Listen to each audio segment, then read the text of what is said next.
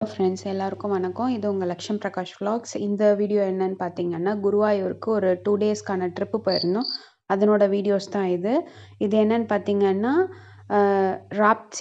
ராப்தி சாகர் எக்ஸ்பிரஸ்ன்ற ட்ரெயினில் தான் நாங்கள் போயிருந்தோம். இது வந்து கோரக்பூர்லேருந்து திருவனந்தபுரத்துக்கு போகுது. அப்ராக்சிமேட்டாக பார்த்தீங்கன்னா நார்த் டு சவுத் வந்திருக்கு.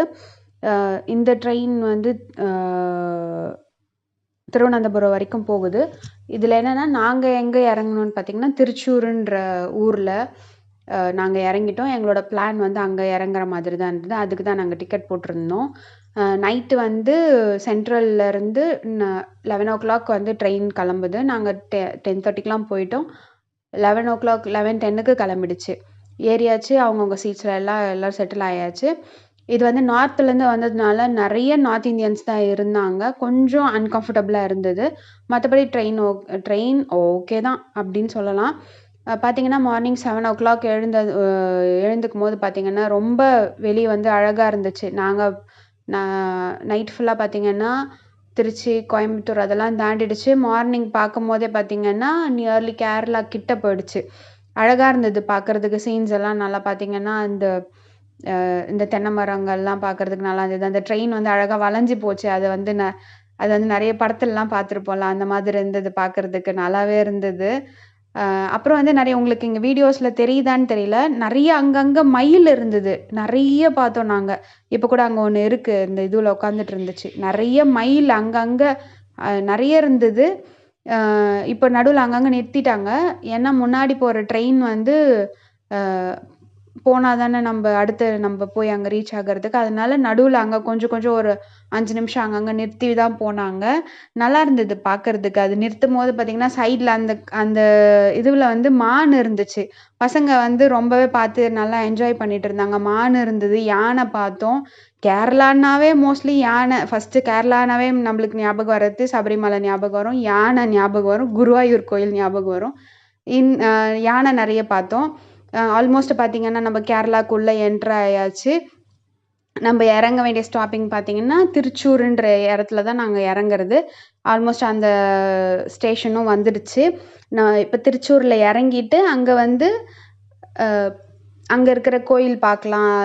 அங்கேருந்து அந்த ஒரு கோயில் வந்து ரொம்ப பெஸ்ட்டானது. 2000 இயர்ஸ்க்கு முன்னாடி இருந்தே இருக்குது அந்த கோயில். அப்படின்றதுனால எங்களோட பிளான் வந்து அங்கே இறங்கிட்டு அந்த கோயில் பார்த்துட்டு அதுக்கப்புறம் அங்கேருந்து குருவாயூர் போகிறது அப்படின்ற மாதிரி தான் பிளான் பண்ணியிருந்தோம்.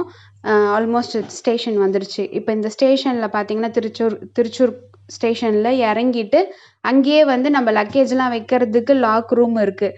நாங்கள் என்ன பிளான் பண்ணோன்னா, அங்கே இறங்கிட்டு எங்களோட லக்கேஜஸ் எல்லாத்தையுமே அங்கே லாக் பண்ணிவிட்டு அங்கே வச்சுட்டு அதுக்கு வந்து பர் ஹவருக்கு ஒரு அமௌண்ட்டுன்ற மாதிரி பே பண்ணியிருந்தோம்.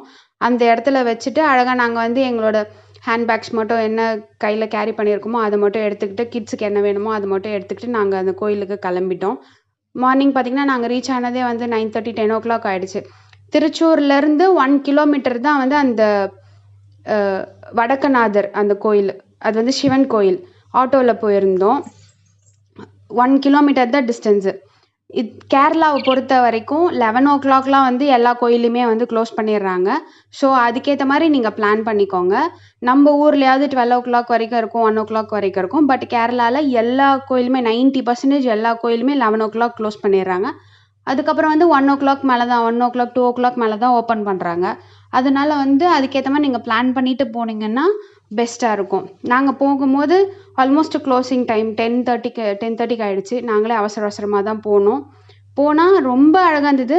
இந்த கோயில் பார்த்திங்கன்னா இதுதான் வந்து அந்த திருச்சூர் அந்த ஊரோட சென்டரில் இருக்கிற கோயில். இது வெளியே பார்க்குறதுக்கு ரொம்ப அழகாக இருந்தது. இதை பார்த்திங்களா, அந்த விளக்கு ஏற்றுறதுக்கு 2 பக்கமும் அந்த ஸ்டெப்ஸ் வச்சுருக்காங்க. தினமும் காலையில் ஈவினிங் ஏற்றுறாங்க, விளக்கு ஏற்றுறாங்க. அப்புறம் நெக்ஸ்ட்டு பார்த்திங்கன்னா ரொம்பவே அழகாக இருந்தது. கேரளா மாடல். நம்மளுக்கு கேரளானாவே இந்த மாதிரி டைப்பில் தானே இருக்கும். ரொம்பவே அழகாக இருந்துச்சு. இப்போ பார்த்திங்கன்னா வெளியே பார்க்குறதுக்கு சின்னதாக ஒரு நார்மலாக இருக்கிற கோயில் மாதிரி தான். ஆனால் உள்ளே போனீங்கன்னா அவ்வளோ அமைதியாக, அவ்வளோ பீஸ்ஃபுல்லாக, எந்த ஒரு சத்தமும் இல்லாமல் ரொம்ப காமாக இருந்துச்சு. ரொம்ப பீஸ்ஃபுல்லாக இருந்தது மைண்டு. எந்த ஒரு சத்தமும் இல்லை. அந்த வர வர எல்லாருமே வந்து ரொம்ப அமைதியாக ரொம்பவே காமாக இருந்தாங்க. பார்க்குறதுக்கு ஒரு ப்ளசண்ட்டாக இருந்துச்சு. ரொம்ப பெரிய இடம். கோயில் வந்து சென்டராக இருக்குது. சுற்றி வந்து நிறைய பெரிய இடம். ஏன்னா வந்து இந்த கோயிலில் வந்து பூரம் ஃபெஸ்டிவல் மெயினாக இங்கே பண்ணுறாங்க. நான் வந்து அந்த ஃபோட்டோஸ் வந்து லாஸ்ட்டில் நான் போட்டிருக்கேன். பூரம் ஃபெஸ்டிவல் இருக்குது. இது வந்து ஜூன் இல்லைன்னா ஆகஸ்ட்டில் வரும். ஜூலை இல்லைன்னா ஆகஸ்ட்டில் வரும் இந்த பூரம் ஃபெஸ்டிவல். அதுக்கு வந்து ஏகப்பட்ட பேர் வந்து சுற்றி இருக்கிற கிராமத்துலேருந்து சுற்றி இருக்கிற எல்லா சிட்டிஸ்லேருந்தும் ஆளுங்க வருவாங்க. பார்த்திங்கன்னா அந்த கோயிலுக்கு வெளியே 15 யானைங்களை நிற்க வச்சு அதுக்கு மேலே வந்து அந்த சாமியை வந்து ஊர்வலமாக எடுத்துகிட்டு வர்றது அதெல்லாம் வந்து ஒரு பெரிய விசேஷமாகவே பண்ணுறாங்க. அதனால் இங்கே வந்து இந்த கோயில் வந்து ரொம்ப பெரிய கோயிலாக இருக்குது. நம்மளால் சுற்றி பார்க்கவே முடியல. நாங்கள் போகும்போதே பாதி அங்கங்கே இருக்கிற சின்ன சின்ன கோயில் இதுவெல்லாம் வந்து க்ளோஸ் பண்ணிட்டாங்க. உள்ளெல்லாம் அலோவ் பண்ணவே இல்லை. நாங்கள் போனது மெயினாக மூலஸ்தானம் இருக்கிறத பார்த்துட்டு சிவன் பார்வதி இருந்தாங்க, பார்த்துட்டு வந்துட்டோம். அது மட்டும்தான் வச்சு க்ளோஸ் பண்ணாமல் வச்சுருந்தாங்க. மீதி எல்லாத்தையுமே க்ளோஸ் பண்ணிட்டாங்க. ஆல்மோஸ்ட் பார்த்துட்டு சீக்கிரம் முடிஞ்சிருச்சு, கிளம்புங்க. அதுவும் இல்லாமல் கேரளாவில் எல்லாருக்குமே தெரியும் ஜென்ஸ் வந்து ஷர்ட்ஸ் போடக்கூடாதுன்ட்டு. அதே மாதிரி கேமராவில் வந்து ஃபோட்டோஸோ வீடியோஸோ ஃபோனில் கூட எடுக்கக்கூடாது. அப்படி நீங்கள் எடுக்கிறதா இருந்தால் பெர்மிஷன் கேட்டுட்டு தான் எடுக்கணும்.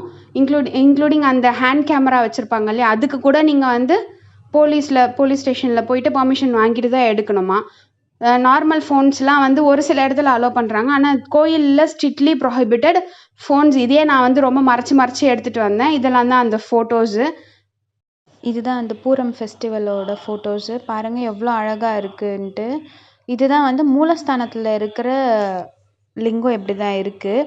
இது பெரிய ஃபோட்டோஸு பாருங்கள், வெளி ஃபோட்டோஸ் இதுதான் வெளியிலேருந்து எடுத்த ஃபோட்டோஸு. இது என்ன, இந்த கோயில் பார்த்தீங்கன்னா பரசுராமர் கேட்டுக்கிட்டதுனால சுயம்புவா லிங்கம் வந்ததா சொல்கிறாங்க. ஃபோட்டோஸ் பார்த்துருந்தீங்கன்னா தெரியும். அது வந்து மூலஸ்தானத்தில் இருக்கிறது இப்படி தான் இருக்கும். ஒரு நிலா மேலே நிலா வச்சுருந்தா எப்படி இருக்கும், அடிக்கின மாதிரி ஒரு தீபம் மாதிரி தான் நம்மளுக்கு தெரியும்.